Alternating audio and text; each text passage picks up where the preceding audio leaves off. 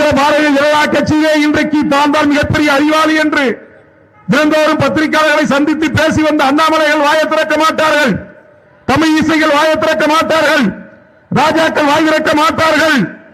புதிதாக பொறுப்பேற்றிருக்கிற திராவிட இயக்க பாரம்பரியத்திலிருந்து வந்த என் அருமை சகோதரன் பச்சை தமிழ் நயனேந்திரன் நாகேந்திரன் அவர்களாவது வாயை திறப்பார்களா என்பதை இனிமேல் தான் நாம் பார்க்க வேண்டும்.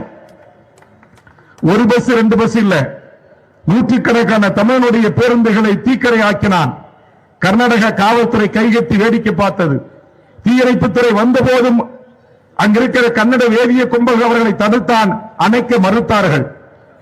இந்த கர்நாடக எல்லையை ஒட்டி வாழ்கின்ற தமிழர்கள் அங்கு நேர்மையான முறையில் உழைத்து பணம் சம்பாதிப்பதற்கு பணிக்கு சென்றவர்கள் அடித்து விரட்டப்பட்டார்கள்.